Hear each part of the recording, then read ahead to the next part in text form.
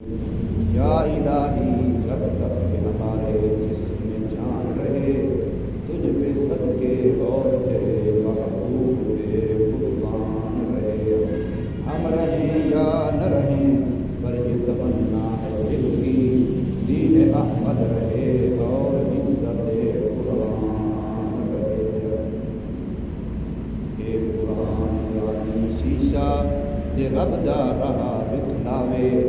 جیڑا منے تے عمل کرے وہ جنتی جانی پاوے. محترم دوستو، بزرگوں، بھائیوں، اللہ تبارک و تعالی نے انسان کے وجود کے اندر ایک حصہ، ایک جزء، ایک صلاحیت، ایک لیاقت ایسی رکھی ہے جس کو نفس کے لفظ سے تعبیر کیا جاتا ہے. قرآن مجید کے اندر اللہ تبارک و تعالی نے نفس کا تذکرہ 3 حوالوں سے کیا ہے.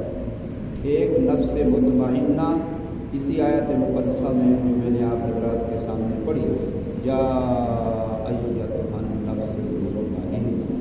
ارجعی الی ربک راضیۃ مرضیہ، اور دوسرا نفس لوامہ کے حوالے سے،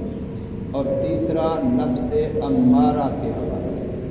یہ 3 حوالوں سے اللہ تبارک و تعالی نے قرآن مجید کے اندر نفس کا تذکرہ کیا ہے.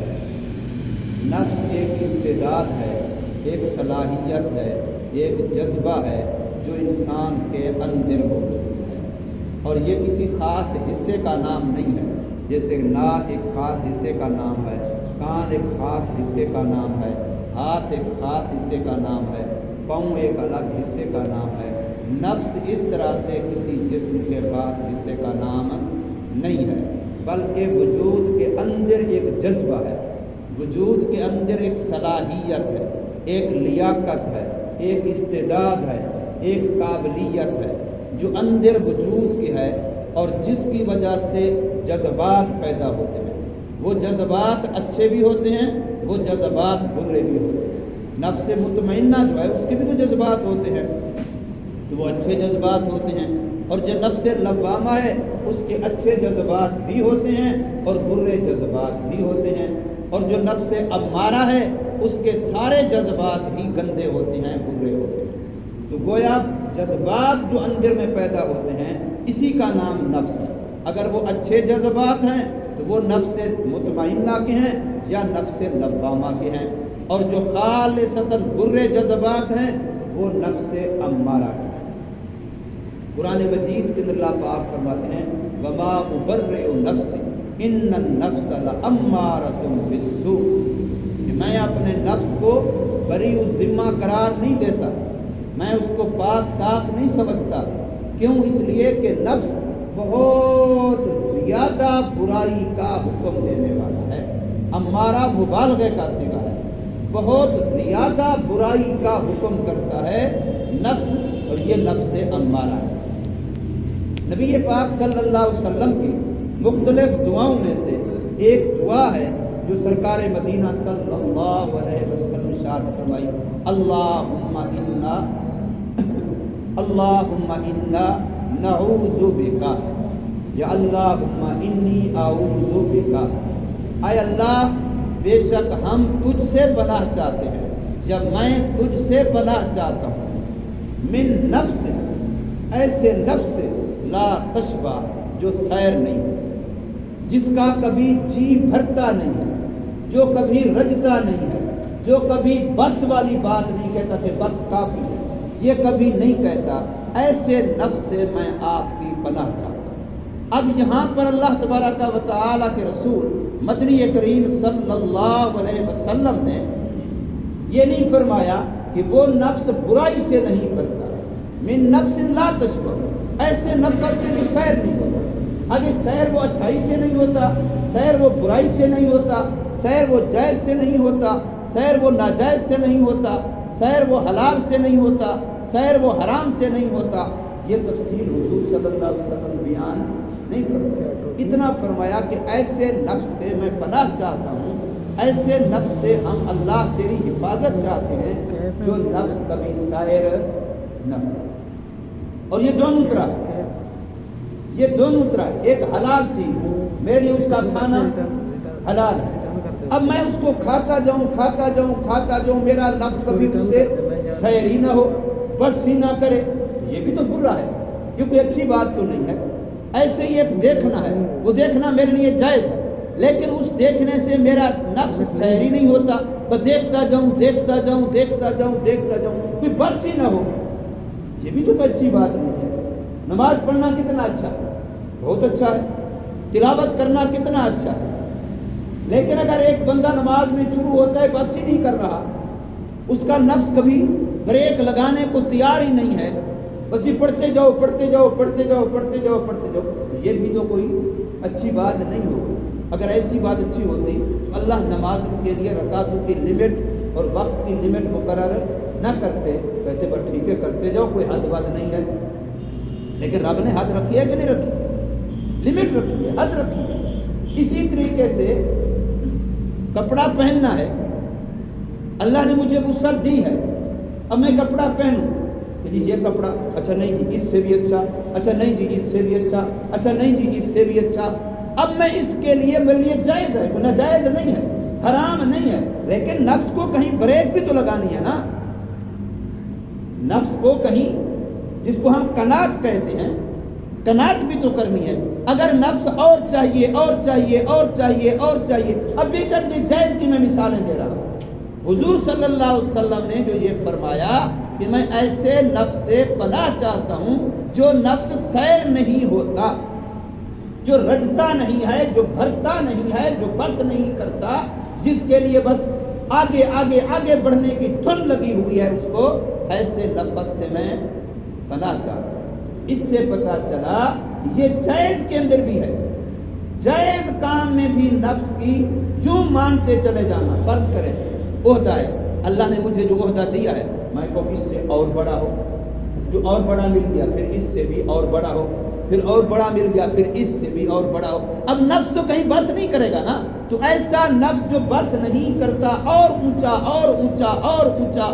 عہدہ چاہیے، تو ایسے نفس سے نبی پاک صلی اللہ علیہ وسلم نے پناہ،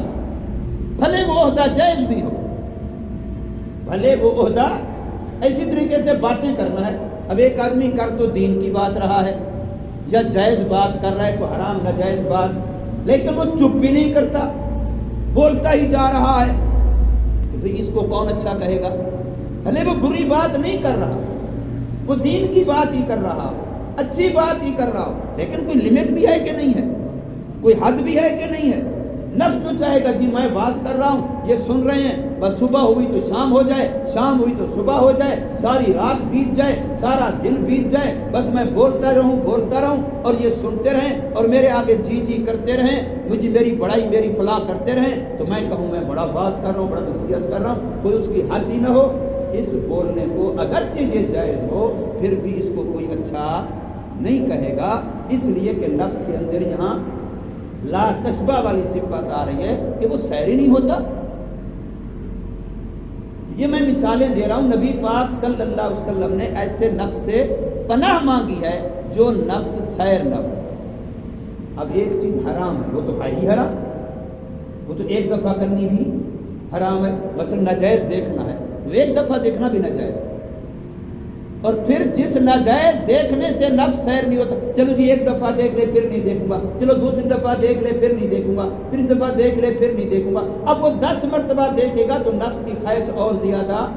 بڑھ جائے گی، کم نہیں ہوگی۔ ایک آدمی سود کھاتا ہے، وہ کہ چلو جی اس دفعہ لے لیتا ہوں، اگلی دفعہ نہیں لوں گا، چلو اس سے لے لیتا ہوں، اس سے نہیں لوں گا، پھر اس سے لے لیتا ہوں، اس سے نہیں لوں گا، اب وہ بس تو نہیں کرے گا نا، آگے بڑھتا جائے گا، جتنا حرام آئے گا اتنا زیادہ حرام کی طلب، حرام کا جذبہ اور پیدا ہوتا چلا جائے گا۔ نتیجہ یہ کہ یہ ایسا نفس ہوگا لا تشبہ، کہ راشی کا نفس رشوت سے سیر نہیں ہوتا، سود خور کا نفس سود خوری سے سیر نہیں ہوتا، جھوٹ بولنے والے کا نفس جھوٹ بولنے سے سیر نہیں ہوتا، چغلی غیبت کرنے والے کا نفس چغلی غیبت کرنے سے سیر نہیں ہوتا، اور کوئی بدگماش ہے، زانی ہے، اس کا نفس زنا اور بدکاری سے سیر نہیں ہوتا، جتنا کرتا جاتا ہے نفس میں اور زیادہ طلب پیدا ہوتی چلی جاتی ہے، کیونکہ گناہ کے اندر یہ استعداد ہے کہ وہ اور گناہ کو کھینچتا ہے۔ جیسے نیکی میں اللہ نے یہ صلاحیت رکھی ہے کہ اگر میں ایک نیکی کروں گا تو اللہ دوسری کی توفیق دے گا، دوسری کروں گا تیسری کی توفیق ملے گی، تیسری کروں گا چوتھی کی توفیق ملے گی۔ جتنا نیکیاں بڑھتی چلی جائیں گی اتنا نیکی کی توفیق میری تکڑی مضبوط اور بڑھتی چلی جائے گی، اور اگر گناہ بڑھتے جائیں گے تو پھر گناہ کی صلاحیت بڑھتی جائے گی، اس کی طاقت بڑھتی جائے گی۔ اب یہ میں نے 2-4 مثالیں دی ہیں۔ ایک آدمی نبی پاک صلی اللہ علیہ وسلم سے محبت کرتا ہے، اب اس محبت میں اور بڑھتا ہے اور بڑھتا ہے اور بڑھتا ہے اور بڑھتا ہے، اب اس کی بھی کوئی حد نہ ہو، لمٹ نہ ہو، وہ جی میں محبت رسول میں یہ بھی کر رہا ہوں، اس کے رسول میں یہ بھی کر رہا ہوں، اس کے رسول میں یہ بھی کر رہا ہوں، جہاں تک اس کے رسول میں چلا گیا کہ جی محفل ہے میلاد النبی کی اور وہاں عورتیں بھی ہیں، مرد بھی ہیں، بے پردگی بھی ہے، اور وہاں ناچ گانا بھی ہے، اور عورتیں وہاں ویلیں بھی ڈال رہی ہیں، رسول کیا یہ نبی سے محبت کر رہے ہیں؟ جی بتائیے یہ کوئی اس کو اچھا کہے گا؟ کوئی مسلمان عالم دین اس کو اچھا کہے گا؟ کوئی بھی اچھا نہیں کہے گا، ہر ایک کہے گا یہ وہ نفس ہے لا تشبع جو بھر نہیں رہا۔ نبی پاک صلی اللہ علیہ وسلم پر درود پڑھنا ہے، بہت بڑی نیکی ہے،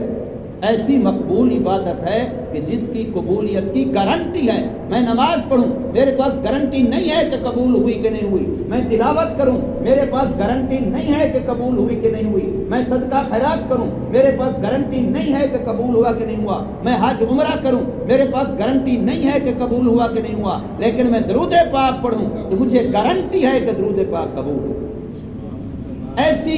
گارنٹی والی عبادت ہے۔ لیکن اگر کوئی بندہ اسی گارنٹی والی عبادت میں اس کا نفس چاہتا ہے کہ جی میں نبی پاک صلی اللہ علیہ وسلم پر درود پاک پڑھوں، اب اسی میں وہ حضور صلی اللہ علیہ وسلم نے اپنی زندگی مبارک میں درود پاک صحابہ کرام کو خود آپ سکھلائے ہیں۔ جو درود ابراہیمی ہم پڑھتے ہیں یہ خود نبی پاک صلی اللہ علیہ وسلم نے پڑھ کے دکھلایا ہے۔ اس کے علاوہ بہت سر مستقل کتاب ہے جس میں وہ درود پاک جمع کیے گئے ہیں جو سرکار مدینہ محمد الرسول اللہ صلی اللہ علیہ وسلم نے اپنی زبان مبارک سے خود آپ ارشاد فرمایا ہے کہ میرے اوپر درود پاک ان الفاظ سے پڑھو، ان صیغوں سے پڑھو، اس طریقے سے پڑھو۔ وہ تقریباً 72 درود پاک پڑھتے ہیں بنتے ہیں جو اس کتاب کے اندر لکھے گئے ہیں، اور علماء نے اکٹھے کیے ہیں کہ یہ وہ الفاظ ہیں درود پاک کے، یہ وہ صیغے ہیں درود پاک کے جو خود سرکار مدینہ صلی اللہ علیہ وسلم نے صحابہ کرام کو تلقین فرمائے، القاء فرمایا، تعلیم فرمایا ہے کہ میرے اوپر درود پاک ان الفاظ میں سے کسی کے ساتھ بھی پڑھ سکتے ہو۔ لیکن ایک آدمی درود پاک میں اتنا اس کا نفس بھرتا ہی نہیں ہے، وہ کہتا ہے میں ان 72 درودوں کو کافی نہیں سمجھتا، مجھے تو کچھ اور بھی درود چاہیے جو فلاں بندے نے کہے ہیں، فلاں نے بنائے ہیں، فلاں نے بنائے ہیں، فلاں نے بنائے ہیں، فلاں نے بنائے، پھر اس پر بھی بس نہیں، پھر اور آگے اور آگے۔ تو بھئی جب بس نہیں ہوگی تو یہ وہ نفس ہے۔ حضور صلی اللہ علیہ وسلم فرما رہے ہیں اللہم انی اعوذ بکا من نفس لا تشبع، اے اللہ میں تجھ سے اس نفس سے پناہ چاہتا ہوں جو سیر نہ ہوتا۔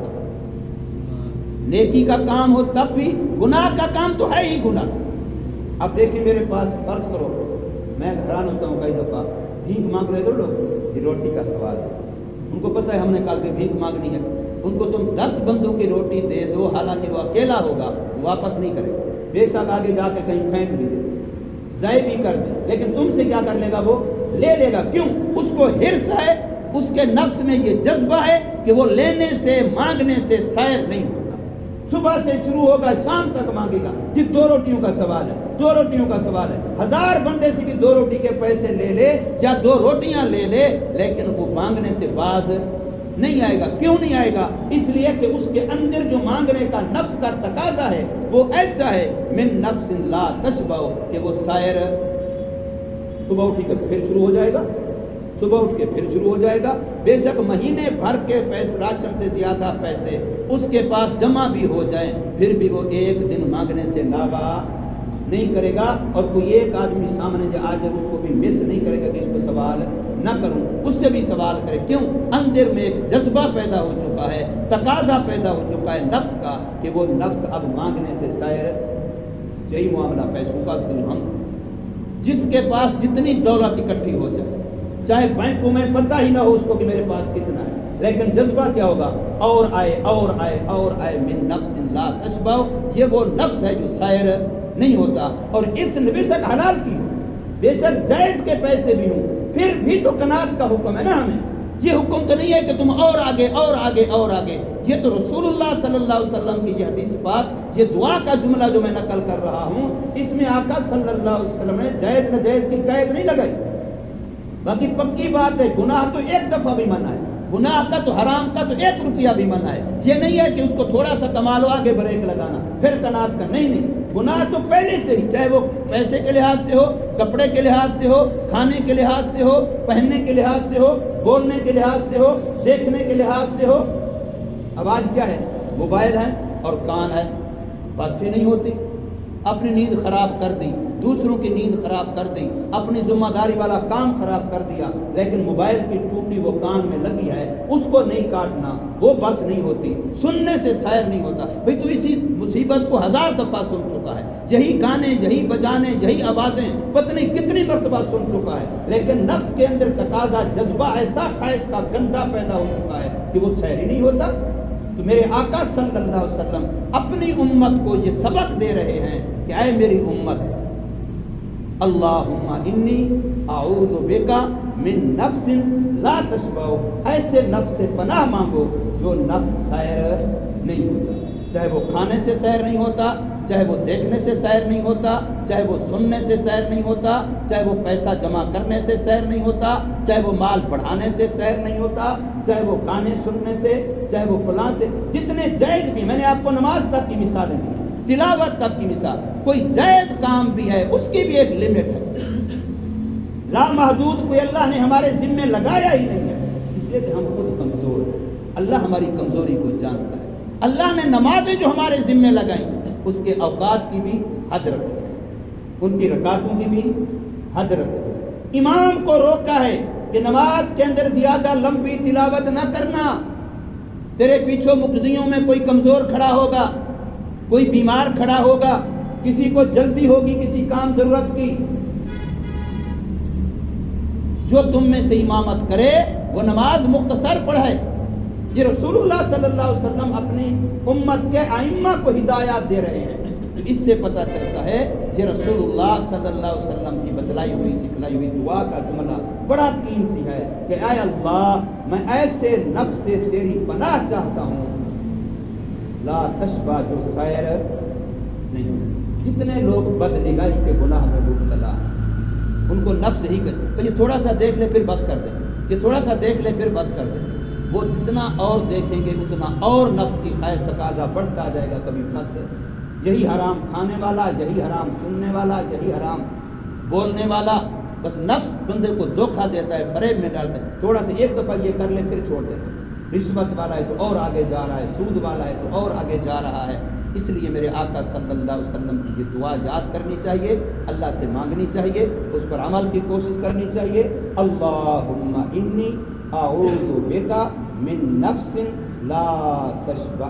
اے اللہ میں تیری حفاظت چاہتا ہوں، تیری پناہ چاہتا ہوں، تیرا بچاؤ چاہتا ہوں نفس کے ایسے تقاضے سے، نفس ایسے نفس سے جو سیر نہیں ہوتا۔ اللہ پاک ہمیں سمجھ نصیب